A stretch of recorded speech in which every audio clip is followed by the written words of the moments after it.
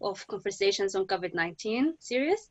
And I'm Hal Ali, as some of you would know, and the coordinator of Easter Alliance for Global Health Partnerships and Easter Island. These webinars take place on Fridays at 1 p.m. Irish time or 12 GMT. And we host experts from various backgrounds in global health to share with us their insights and experiences regarding COVID-19. A recording of this webinar and the previous webinars are available later on our website, the ones on the screen right now, and also on our YouTube channels. Live streaming is also available right now on our YouTube channel, Irish Global Health Network. Today, we will discuss how can NGOs best respond to COVID-19, and we will get some practical tips and insights from the panelists. If you have any questions during the webinar, please raise your hand and we will get back to you later, or you can use the questions and answer feature in the bottom of the screen. For now, I will leave you with my co-host, Nadine Ferris-France, the Executive Director of Irish Global Health Network and Easter Island, and she will introduce the speakers and lead the panel discussion. Nadine?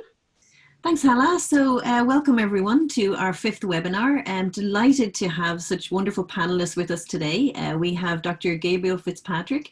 He's a public health doctor and a specialist in public health medicine at the moment with the HSC, working with vulnerable groups, and has a wonderful history of working with different outbreaks as well. So we're delighted, Gabriel, to have you with us. We have Daniel is sitting in Kenya today, and he's the Regional Health Advisor for GOAL. For GOAL. Wonderful that you're with us, Daniel. We have Anne O'Mahony, many of you will know, International Program Director for Concern Worldwide. Suzanne Keating, who's the Chief Executive Officer for DOCUS, the Irish Association of NGOs, and Siobhan Walsh, the CEO of GOAL. So delighted to have you all with us. Thanks for being here. Really important topic today. And then, of course, we have Rory and Louis, our webinar anchors for the webinar series. Wonderful you could join us as well, Louis. And Rory, as everybody knows, is a former head of the Department of Public Health and Epidemiology with RCSI. So let's start like we do every week with Rory and Louis, just taking us through a little bit in terms of epidemiology and the context. So where are we at, Rory? Thanks for that. Thanks, Nadine. So we're going to move through this quicker. Ask Ellen just to put up the slide. You'll know from the previous webinars, if you can listen, that we can go into the dashboard, the WHO dashboard, through the link below. But Ellen, we'll just go straight on, because I just want to look at a summary which we've used before, and to which I've added Malawi at the bottom. So the mature epidemic, the suppressed, eliminated one virtually is China, and we see the other epidemics.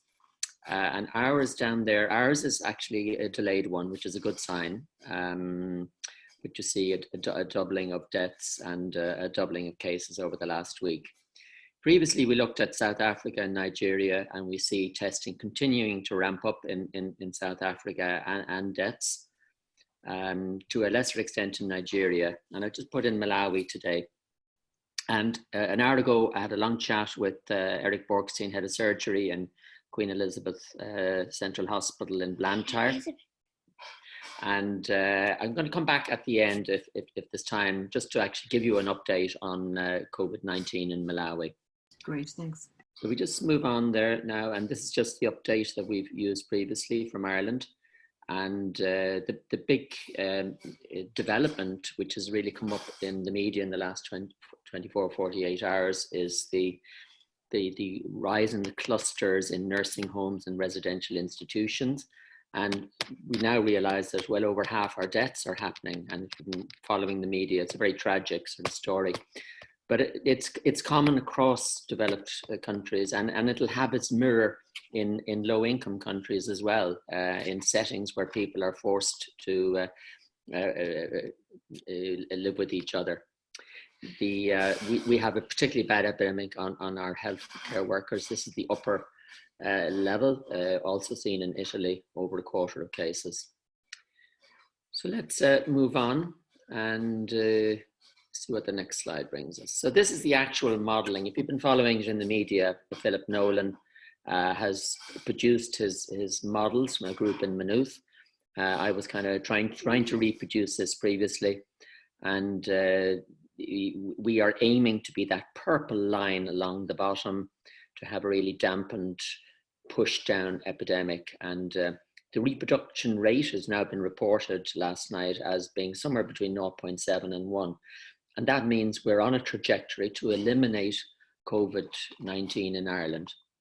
You can see the dates at the bottom there. I actually don't think we are going to have a high epidemic like they're predicting. And I don't actually think it's going to reach its height in August, but that's just my own view, and the modelers have a much better understanding than I do of this. Go on, next slide then, please, Ellen, thanks. So this is an actual model that they used, and they have the data of confirmed cases, and those black dots, when you go back to or towards the end of March, the black dots are quite high up. The new cases, they're on that old trajectory of the red line heading straight up. Whereas when you look at the more recent cases in the first half of April, as it is now, they are veering towards this flattened epidemic. So that's enough on epidemic curves. What are the current issues? As I said, over half the deaths. And I was talking on this on Morning Ireland this morning and saying there's a very different epidemic happening in nursing homes and residential institutions to what's happening out in the community. And I think we will see that parallel in slums, in refugee camps, elsewhere, where people are forced to be together, and instead of being cocooned, they are actually forced into a nest of infections. We're looking to see when will measures be relaxed here, and I've just put in one new reference here, which is really worth reading. It came out yesterday, the day before, the Joint European Roadmap towards lifting containment measures. And I think if you want to understand how we're going to move into that next phase, it's well worth reading that report. But still very little attention on our partner countries. So next slide, please. Now, thanks to Carlos Bruin for drawing my attention to these, and I know many of you will be familiar with them. I haven't been that good at keeping up to date, and I'm just quoting from two of the Equinet information sheets, which are produced in Southern Africa, and they actually covered the epidemic from a global perspective. And I've just put in a few quotes from the second sheet or output that they produced, which I suppose they echo things which I and others have been saying, which is questioning having lockdowns in some of the resource poor settings. And the bottom quote there, the real risks will be around human rights, around equity, and that's where a lot of the transgressions will happen. And if there are effective responses, that they will only be available to the urban areas and to wealthier people. So the link is at the bottom there, and let's go on to the next one. So this is the most recent sheet that came out 2 days ago, and it's giving us some information which I certainly haven't seen before, which is showing the lack of readiness for COVID-19 in African countries, confirming that testing per capita is low, apart from certain selected countries that we would expect. But there are some initiatives being seen around local production of PPE, these are the initiatives on which we need to build. And where it's possible to produce equipment that will supply oxygen. CPAP is a simple form. Ventilators, invasive ones, very difficult to use. There's some progress on debt relief. So next slide. And I'm continuing to put in these last two slides here. I think they're just there as a reference point. I'm still asking the question, what is the response to actually combat, to control COVID-19 in our partner countries? Oxygen, and I was talking with Eric Borkstein, and they're looking at trying to produce oxygen at a higher scale in Malawi. And I've put question marks against respirators. Previously, I put an X. You know, if local production and scale up and equity are feasible. But I think there are still large question marks around the lockdowns that are happening. And without a long-term strategy, and measures to ensure they don't hit the poorest and most vulnerable, I think they're highly questionable. And I think that's probably it. Last slide, I think we've seen previously. So I don't want to delay. We have very good speakers today, and let's just move on, and maybe I'll come back at the end. Thank you, Rory. Thank you so much for that. And I think just really your point about lockdowns and whether they're, you know, in different resources just really hits home. At the moment, I'm in contact with a number of colleagues I work with in Zimbabwe who are living hand to mouth and are now in lockdown. And the reality is they are really, really, really concerned about having food because they can't do their daily, small daily tasks in order to get the money they need to buy the food. So thank you for raising that point. Okay, I'm going to come over to Gabriel if I can. Gabriel, you have a lot of experience working with Médecins Sans Frontières in outbreaks. I know you were involved in the outbreak in Ebola in 2014. You've also worked with cholera and also in outbreaks of dengue, and of course are now based here in Ireland. But I wonder if you could talk to us a little bit about how did MSF respond and what was that response like in those kind of epidemics? Well, when MSF responds to an epidemic, and I'm not pretending MSF has a perfect solution to respond to epidemics, but when it does, it is usually an outbreak response from MSF is really a response to 3 outbreaks. So first of all, you have the outbreak of the pathogen you're dealing with, whether it be cholera, dengue, or Ebola. Secondly, you have the outbreak of fear and misinformation that swirls around the actual outbreak. And then thirdly, and where I feel MSF does a good job, is the outbreak of clinic closures, outbreaks of clinics who treat normal conditions closing down. So when you're in an area where there's an outbreak, invariably when you travel, you will see clinic after clinic after clinic shut down. And these are the lifeblood of the health system. So when people can't get access to diabetes care, to blood pressure, various different cardiovascular diseases, treatment and so forth, that for me is a very significant component of the actual outbreak. And I've seen it time and time again. And at the moment in Ireland here with the outbreak, we're dealing with COVID like everywhere else in the world. I was in clinic last week and this young lady came into clinic and she tried 3 different clinics in Dublin and was turned away. And when she came into our clinic and I saw her, some vague symptoms, we checked her blood and her blood glucose level was over 20. So she was in diabetic ketoacidosis and a very serious condition. And so it happens here. I've seen countless cases of malaria being ignored in South America and in various parts of Africa because a lot of the resources have been put towards control of the outbreak. And I really emphasize that point about outbreaks, and where I think MSF does a good job, when it does respond to an outbreak, it tries its best to also support and keep open those facilities in the vicinity so that people can access their normal healthcare. And we see this right across the world happening at the moment. Normal clinics aren't seeing the volume of people they should be seeing. So there are people sick at home who aren't getting the treatment they need. Yeah, thank you, Gabriel. And I mean, I'm just wondering, you know, what did you, I mean, from your own experience on the ground, what would you share with other NGOs who are at the moment, you know, just trying to get their heads around how can they respond? How can they mobilize teams that are on the ground in various countries? What are the kind of key elements that you would say you would kind of recommend from your own experience? Well, from that answer you could quote with a lot of academic papers and you could have references for this, that and the other and have a very academic response to that. But what I would say, a very simple response to that would be, when you're responding on the ground, you need to know the local population and the local context. And really, the only way you're going to know that is if the majority of people you're working with are locally recruited people who know the area.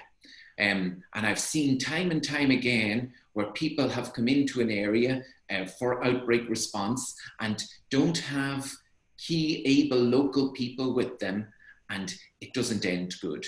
And I can give you an example from yesterday. I was at a traveller site in North Dublin. So travellers are an ethnic minority in Ireland, and you know they're a vulnerable group. But there was an outbreak of COVID-19 among travellers in North Dublin yesterday. Now in Ireland, we have this fancy computerized case management program for identifying contacts, but that is absolutely of no use when dealing with this ethnic minority. So what we needed to do was turn up, see what was going on the ground with local travellers with us, and that's how we got a response that was appropriate. So knowing who you're dealing with by having local people leading and being part of the team is my short response to that, because I've seen the opposite side when that doesn't happen, and it usually doesn't end out well. No, that's really, really good, good words, Gabriel. And I think just lastly, you know, it's ironic, but many of our partners and in the countries that we've been working in for years have been dealing with these epidemics, you know, all sorts of epidemics that come and go over the years. So there's a lot of experience in our partner countries. What can we learn in Europe as we are grappling? I see it in Ireland. We're grappling to understand how to respond. What can we learn from these countries? I work in public health in Ireland at the moment, but I can tell you one thing. I've worked with lots of people across the world, and I would, in low and middle income countries, and I would really love to have their experience with us at this moment. I'll give you an example. At the moment, and all across the world, we hear about PPE. We don't have enough PPE. We don't have enough PPE. That's all you keep hear that being mentioned.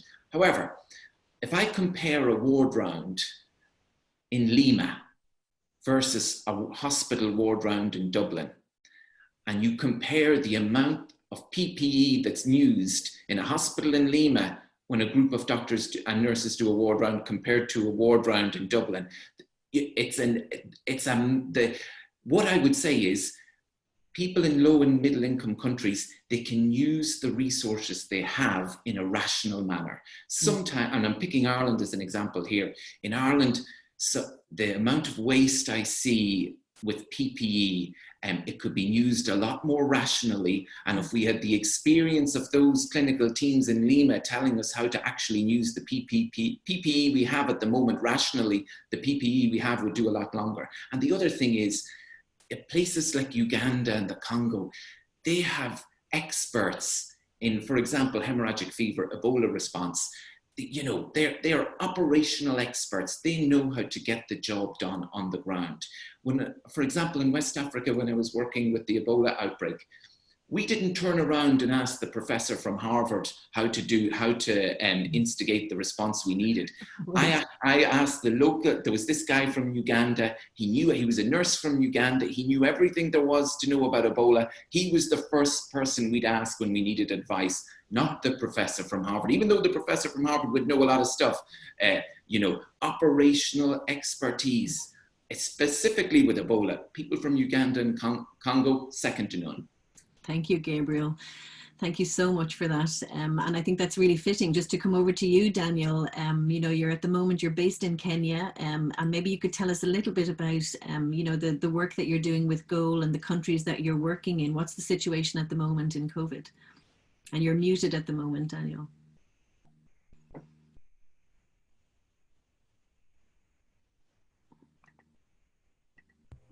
Sorry about that. Right. Thank you for this opportunity to participate in this webinar.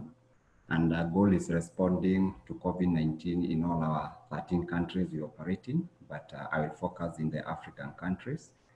And currently we are in 8 of those countries, that is Ethiopia, Malawi, Niger, Sierra Leone, South Sudan, Uganda, and Zimbabwe. And when the COVID-19 numbers are still low, and in the countries where GOAL is implementing currently, we are still having to look these numbers in terms of the context of limited testing and reporting. And the situation remains precarious, given that there is poor health systems in many of these countries, as well as lack of water, clean water, poor hygiene is there, and sanitation. There is a lot of overcrowding in some of these settings, and especially in the urban informal areas. We also have a number of camps spread in some of these countries. You have Ethiopia with refugee camps, you have Uganda, so there is a lot of. And as of today in the morning, we had 847 cases as reported by the Johns Hopkins coronavirus. And these cases, we are, out of that, 145 have so far reported as recovered, 28 have died. And having said this, the preparations probably since when the first cases were reported, began to be reported. And majority of these countries currently have restricted movement, not involved, especially in delivery of essential health essential services in general.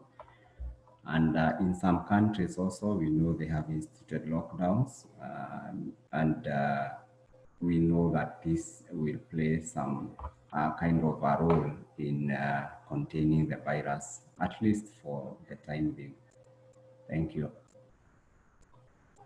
Thank you, Daniel. And I guess, it's early days in terms of how, what are you thinking in terms of response, goals response? How are you starting to adjust your thinking and your programs? And we really appreciate it's very early days. Yeah. Goal response is focusing in two key areas at the moment, and that's for the initial response. That is the risk communication and community engagement, and in infection prevention and control. And as the response scales up, we will also be looking at addressing the wider impact of this virus, and that will include the broader economic impact that's already have with the vulnerable communities. And with the risk communication and community engagement, GOAL has already begun supporting COVID-19 mass messaging in our operational countries. And we are also rolling out a community-led action approach to help communities to mobilize and act on the messages they are receiving. And develop that approach, the community-led action approach during the Ebola response, right? Yes, that's what we have adapted to deal with this, probably, and on infection prevention and control. We are in the health facilities and public spaces in communities at household levels. We are also supporting that, and the guidelines to protect staff and communities have already been put in place. And currently, we have some programs that have been going on in Ethiopia, whereby we have reached 530,000 with this messaging, having kind of also translated the information, education, and communication who have been released to make sure that all the areas we are operational are receiving the message in their language they can understand. In Zimbabwe, we have like 340 people already, 1,000 people already receiving these awareness messages. And we have also partnered with a national radio there, whereby we have reached about 4.5 million with these messages throughout Zimbabwe. The same case, we are also programming in Malawi, where GOAL is exploring the possibility of having protective masks made locally by women selling groups. So all this is continuing. And in South Sudan, and in Sierra Leone, where we support facilities directly, we have 536 health facilities, and these facilities are actually continuing to be supported to have infection prevention and control at its peak, and make sure that we are not becoming a focus of infection. We have so far done with improving the water supply, making sure that we have more facilities for hand washing, soap, and we're also doing triaging in every patient who are coming, making sure that we have those that are suspected will be dealt with according to the protocols that we have already released. And additionally, GOAL has also been requested to support infection and prevention and control measures and case management in one of the hospitals in Khartoum, and discussion on this is going on. And while this is still going on, we are also focused on making sure that all the 536 health facilities we are currently supporting that continue giving the other non-COVID-19 health services in all of them, making sure that malaria gets addressed, non-COVID-19 pneumonia, hypertension, diabetes, and also the pregnancy-related complications. We do not want to miss that ball and then have spike of mortality out of those conditions.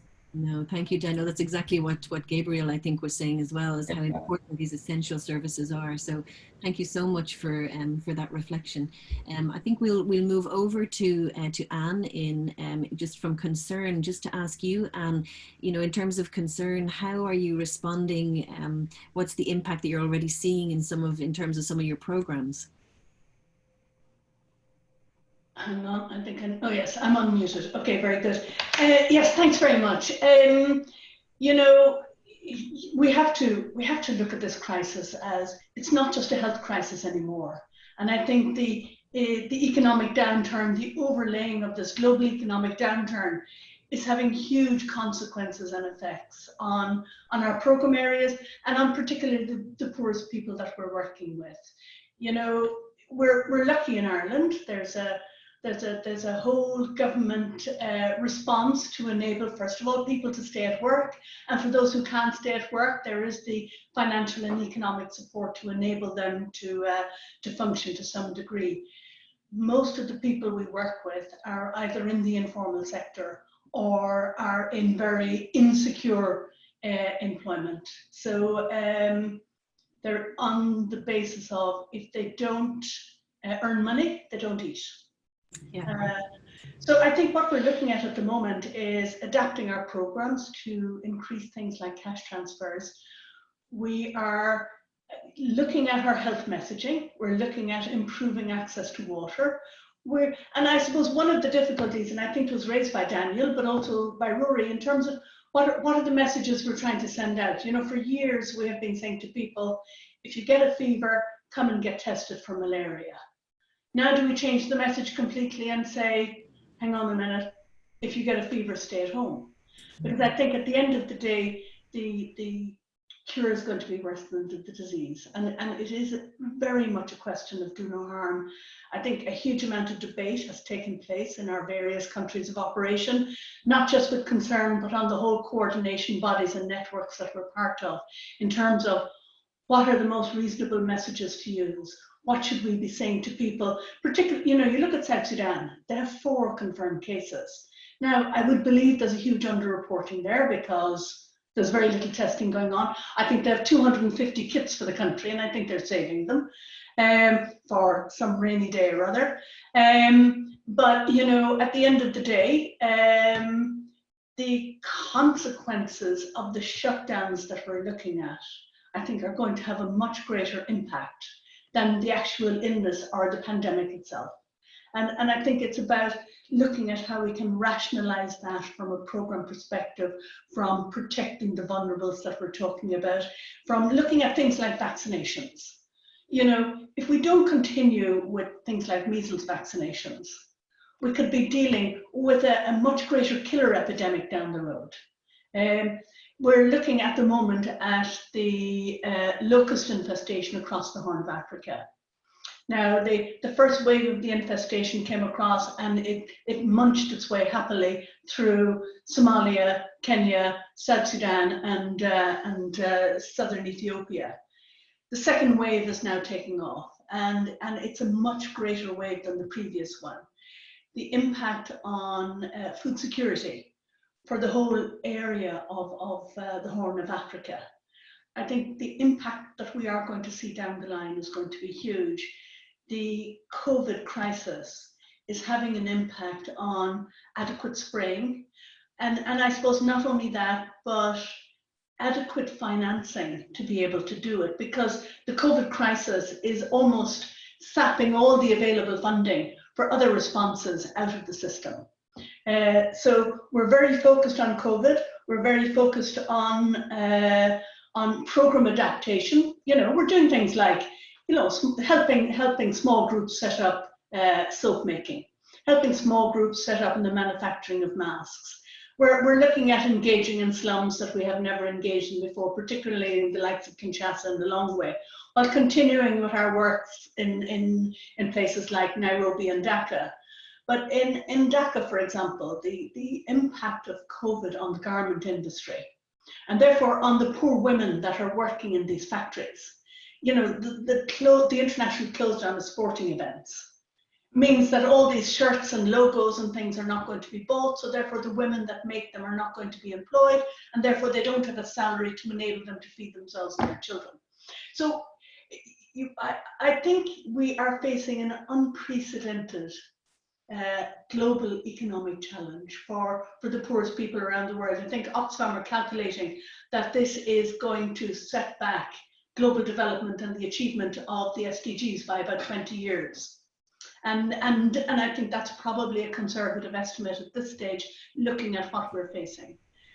So a lot of program adaptation going on. We do need to increase, I think, our cash transfers to enable people to buy, but we also need to have a fairly high level of advocacy to make sure that borders don't close, so that food supplies can continue to move, so that people can continue to buy the food available to enable them to feed their families and themselves, and that we're not going to be dealing with enormous levels of malnutrition and death from malnutrition down the road.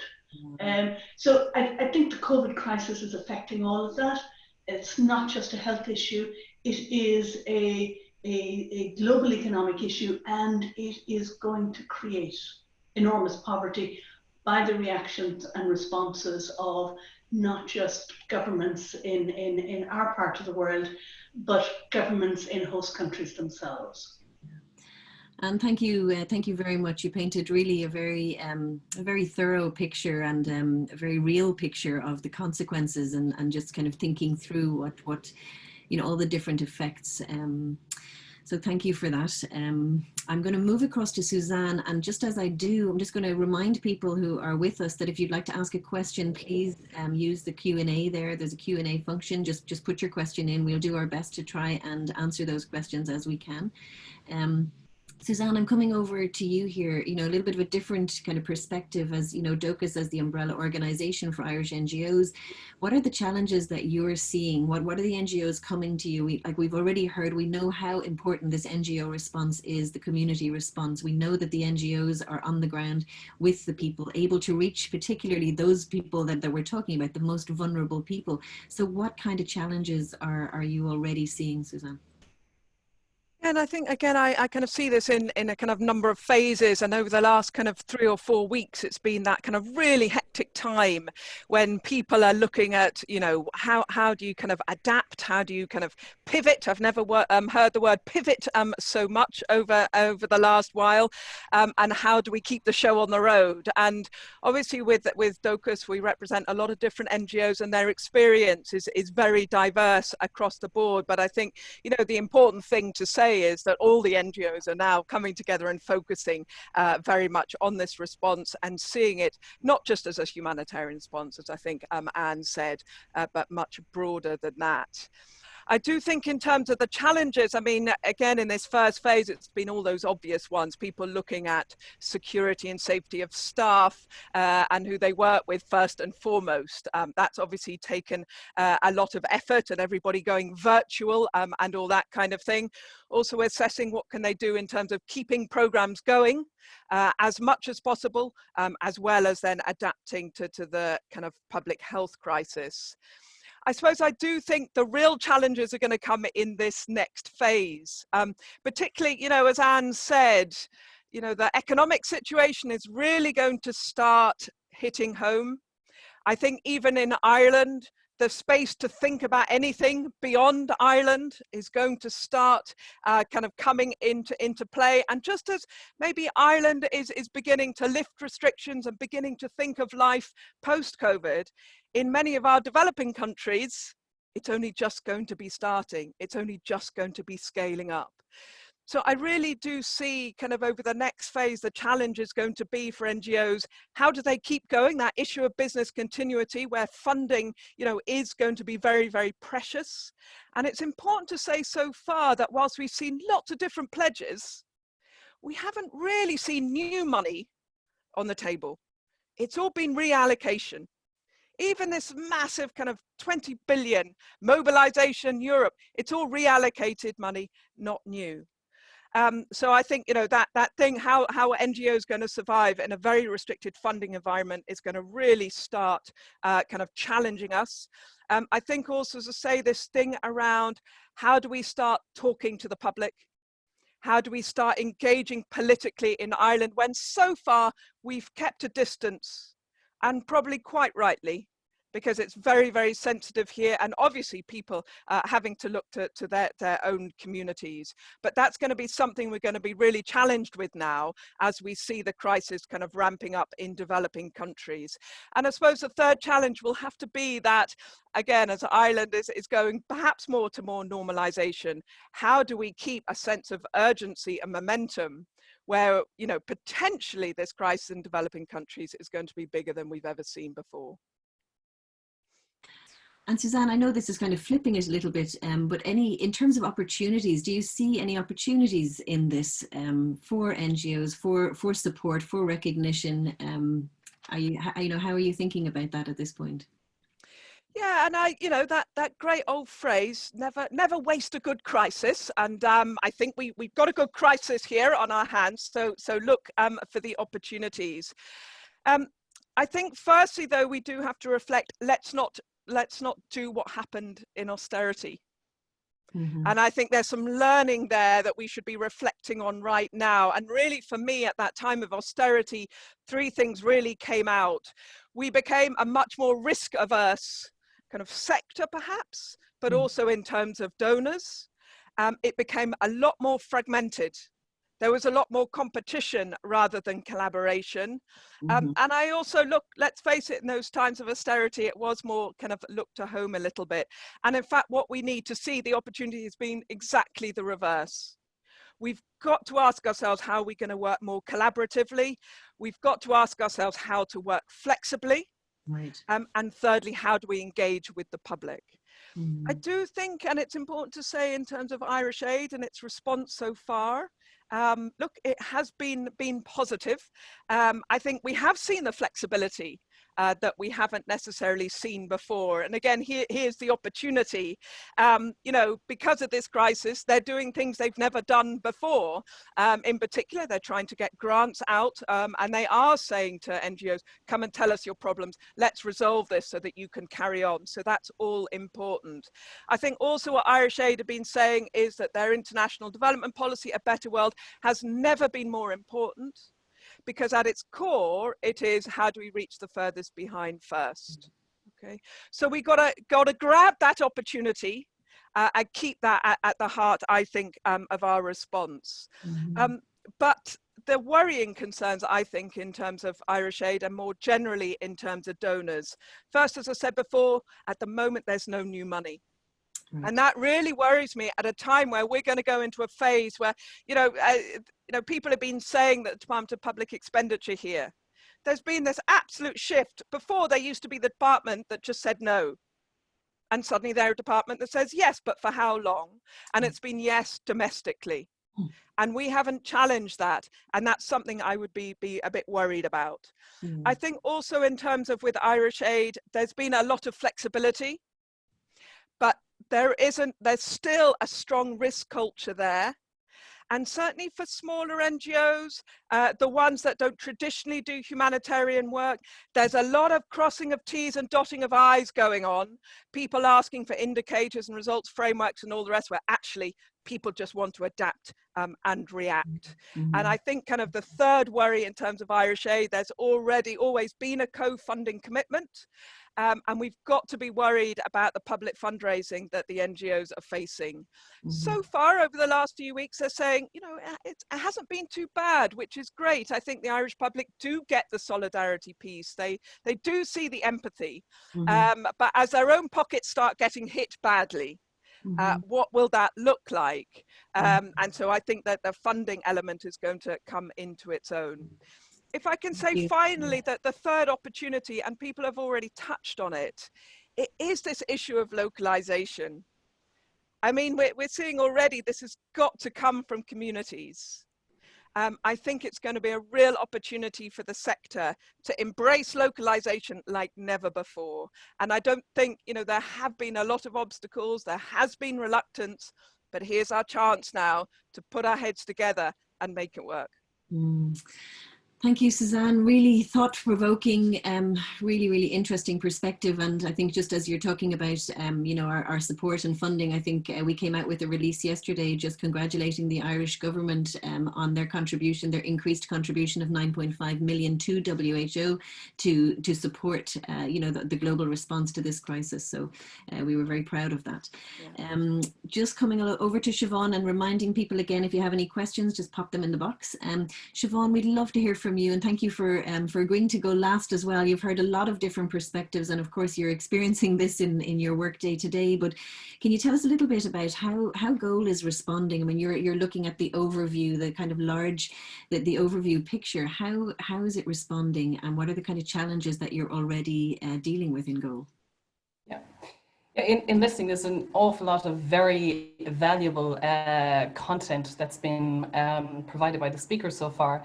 You know, when I look at it from an international HQ perspective of an organization and GOAL, we've got 2,400 people across the globe. There are many changes and adaptations we've had to make in terms of our global infrastructure. And in terms of, you know, people first to health, safety and security, because your people are the ones responsible for executing strategy. But because this is the first time we've had a global pandemic that is impacting the international headquarters of organizations at the same time, that it's hitting operations around the globe. I mean, this has gone from east right down west and south. It is the challenge of how you adapt quickly, how you make sure that your global, your international headquarters infrastructure is there to support your colleagues in the field. You know, there've been many things around remote working overnight.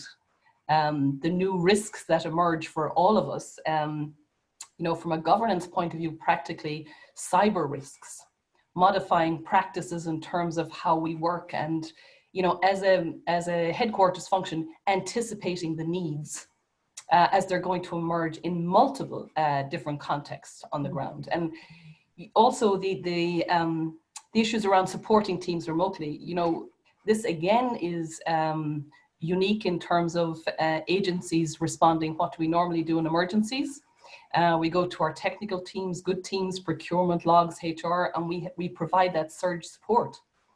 Now we're trying to find new ways of training and training remotely our colleagues on the ground. And I think a point Suzanne made is tapping into partners and finding ways to support our partners to allow us to scale what we're doing more effectively. But I also think what's been really important is also communications, and first and foremost, talking to the communities where we work, because I think it was Rory made the point about an outbreak of fear. If you're going to change what you're doing, the first thing you do is you talk to communities about that, the how and why. And that has been a big part of what GOAL has been doing in the first phase of the response, and that is both the communities we're in, the partners. It's almost been a global communication response, because engaging with donors has been very important. And Suzanne made the point about donors being responsive, and they really have been. And they have been very flexible, something I think we all look for as agencies engaging with donors and asking them to respond and adapt quickly. And in fairness, across the board, they have. And they're helping us to do what we want to do and do it faster. And so there's a lot of positives coming out of a very challenging situation. And also there's a big piece here, which is the accountability piece, in terms of making sure that we're communicating right across the spectrum, from donors to communities to our boards, in terms of what we're doing and how we're doing it. And, you know, for me also, in times of crisis is when your true character comes to the surface. And I think there's something important we all have to pay attention to. And that is our values as an organization, and doubling down on those, and the need to make sure we adhere to the humanitarian principles of doing no harm, which Anne referred to. But it's also about having the courage to make decisions, because let's face it, we don't have the luxury here of reflecting back and having lessons learned, as we did with Ebola. Decisions are being made within the space of days and weeks, and the advice that's coming out from experts is adapting and shifting and changing. We have to make decisions real time. So it's having the courage to make those, and to be agile enough as new information surfaces and as the context changes, that we're able to do that. So, you know, the priority for us is making sure that we continue our programs, because that's really, really important. Making sure that communities do not become more vulnerable. And that's around our focus on nutrition, on livelihoods, on our emergency response. But what also has been critical is that we're negotiating our ability to move with governments in advance, and saying, look, it is critical that we do not suspend. For example, you talked to Nadine about Zimbabwe earlier on, is that our food distributions are not disrupted. We need the ability to continue. And so we find ways to adapt how we do it, but nonetheless, we have to continue. I think the point that Daniel made earlier, and actually with some of our health team, they said, you know, this battle is going to be won or lost in the communities. So the community-led action approach is going to be absolutely fundamental to everything we're doing, and the methodologies we use. And we're modifying everything about how we outreach to the communities at village level, you know, practical things like making sure you've no more than 15 households. What's fundamental for GOAL also is making sure that we support the health systems and the ministries. And that's a big part of what GOAL does. And we're supporting over, it's almost 550, 600 ministries across the countries that we're working in. Because if we don't support that system, and if that system fails, we have much, much, much bigger and longer term problems here. So practical things like making sure that we're adapting measures with them, how they set up the clinics, the supplies that are provided, and we're doing that in the Ministry of Health and also in hospitals where we can do that by providing supplies, and information campaigns.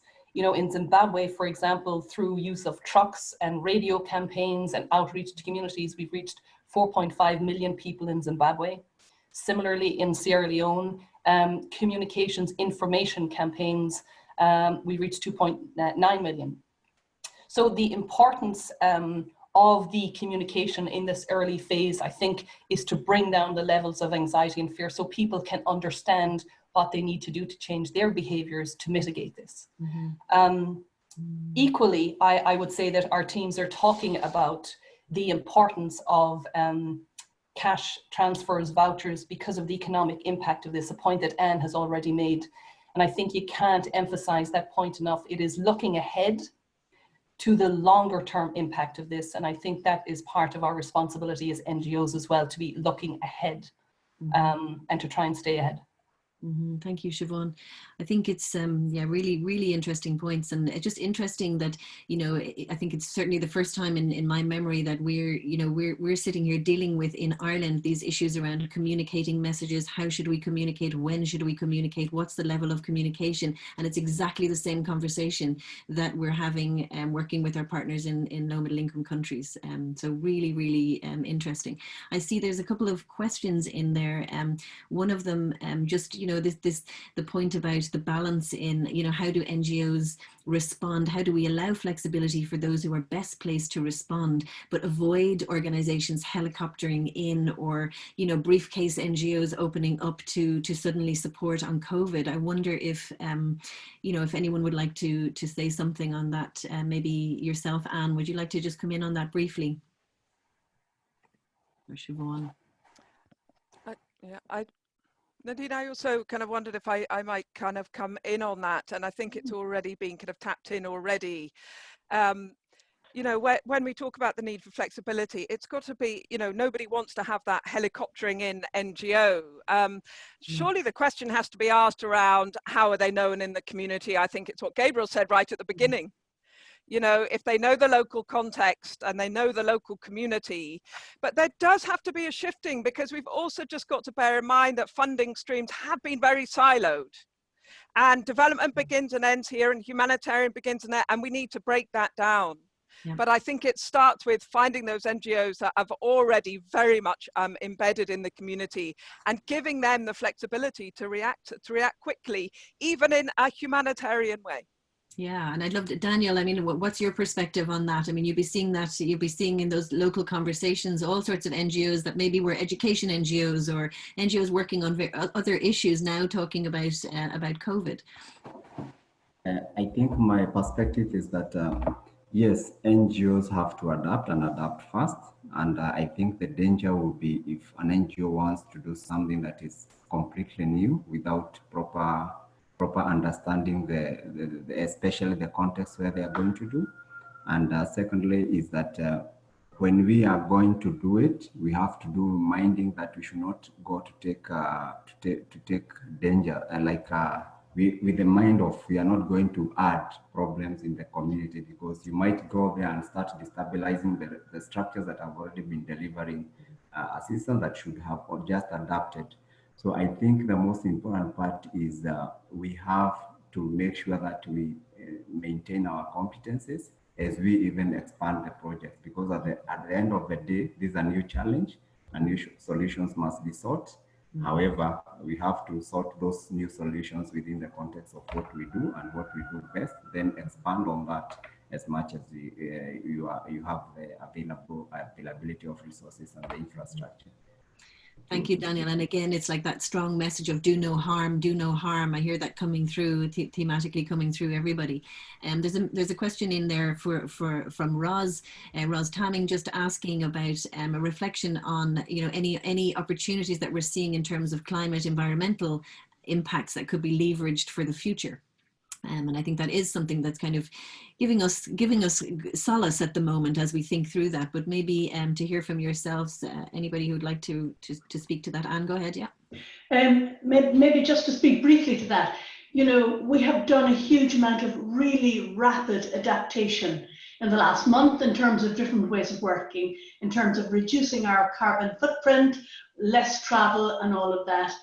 And I think that is we can see it. The air is much clearer, and we can feel it already. So that's quite a good thing. I suppose we have to also deal with a level of caution around that in terms of what's not getting done.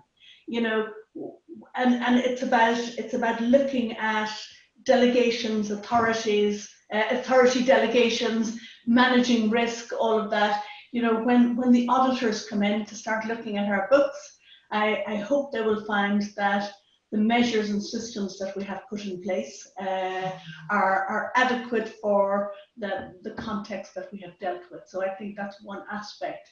Mm-hmm. I suppose what we have not been doing to the same extent, and Siobhan made reference to it earlier, is the level of training, but we're adapting our training programs, and I think an awful lot of these will have a really good impact on our carbon footprint and on climate adaptation. You know, maybe the next climate conference will be a virtual one, as opposed to, you know, thousands of people traveling all over the world to talk about reducing a carbon footprint. Yeah. So I think we're learning how to do these things, and I think we're adapting well. It should have a positive impact if we're able to continue with it. Yeah. But I think there's an awful lot as well that can be done on the ground in terms of program adaptation. You know, we don't need to be the ones that are buying, loading, transporting and delivering food. That cash transfers that enable merchants to do that might be much more efficient than either WFP or NGOs in doing that. So I think there's an awful lot that we can look at, and quite a lot of program adaptation that we can do for a positive environmental impact. Thank you, Anne. Thank you. And I love, you know, as we talk about adaptation, and that it's like innovation as well. It's like, you know, kind of embracing we use innovation a lot, but I think we are seeing that with a lot of innovation around conferences and online training and different, you know, we're being forced to think more creatively to find solutions, to communicate and to support. Siobhan, just coming to you there, just if there's anything else you'd like to add, just as we're coming towards the end, we'd love to hear from you. So I think the impact of this in terms of NGOs and the way we're working, I think there's going to be a fundamental shift. And I think when we have some space to reflect on that, I think there will be some many ways of working that have taken longer up to now that will be accelerated forward. I think our ways of working in terms of partnership will definitely shift and change. I believe that the localization agenda, as Suzanne has talked about here, there is a real opportunity here. But I also think we have to be willing to accept, that there are, we have to be willing to accept less than perfect outcomes here on that road to development. And that we have that conversation with our donors that are willing to walk that road with us, because I think it's very important. I think we do have to stay focused on supporting existing programs, supporting health systems, and making sure that we keep that balance between responding, but making sure our response is within the context of our existing programs, so that communities do not become more vulnerable in all of this. And I think that's really, really important. Yeah. Optimizing partnerships for me, bringing in private sector partners, and making sure that we can find new ways to build capacities. That for me is something that I will be very interested in spending a lot more time on as we go through this. And I think we just have to have a very phased approach to our responses, but I think collaborating as a community, as we're doing, having these conversations are really important. Working together with the clusters and supporting what's there is going to be very, very important. But again, the conversation we're having now, the conversation we might be having in 3 weeks' time, our priorities could have shifted again. But I think that's the importance of this, is meaning responsive and agile, and making sure that the communities are at the heart of everything we're doing. I love that. Thank you, Siobhan. And I love that we are, it's why we're calling this Conversations on COVID, because it really is that. It's a conversation. We are all learning and all adapting. And I love, Kerry Jones just made a point there around compassionate leadership. I think we've seen that, for instance, from New Zealand. In terms of just the decisions that are coming from compassionate leadership. And she's just asking, how could we support local leaders in the space to be compassionate leaders? So thank you for that. And also just talking about highlighting mental health. And we're delighted that next week the webinar will be focusing on mental health and stigma. So I'd like to just come back to you, Rory, just for a final word. I know you wanted to mention something, you wanted to talk a little bit about Malawi, but there were some questions around testing as well, which I think we've covered in previous weeks. But with just a few moments left, what would you like to share, Rory?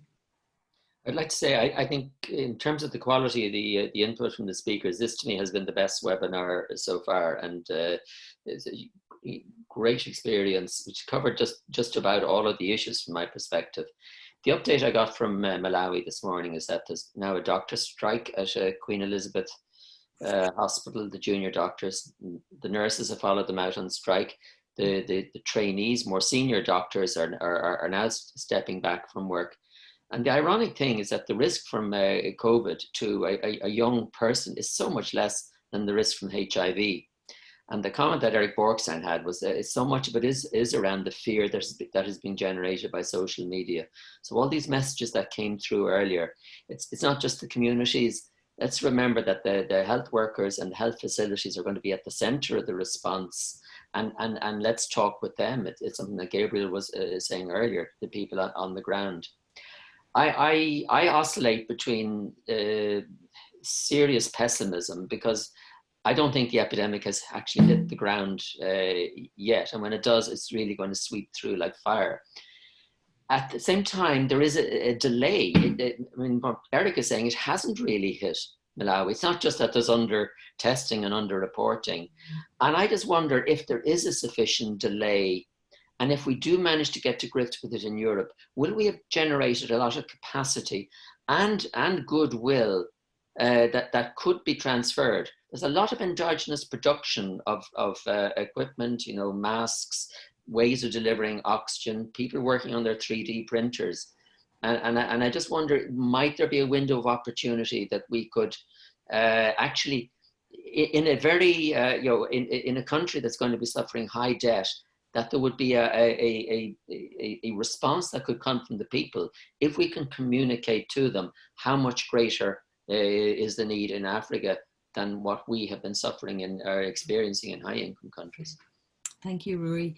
Wonderful food for thought. Thank you so much to each and every one of you. I thoroughly enjoyed this conversation. Thank you. Hala, would you like to just... Yeah, I will just go very quickly on this. Thank you everyone for this very thoughtful panel discussion. And I just want to let you that next week our webinar will be on mental health, stigma, and vulnerable groups. So we hope to see you again next week. And please check in the chat box the evaluation form. And also this webinar will be available in our websites. So yeah, that's for today. And thank you and stay healthy and see you next week. See you guys. Stay well. Thanks a lot. Everybody. See you.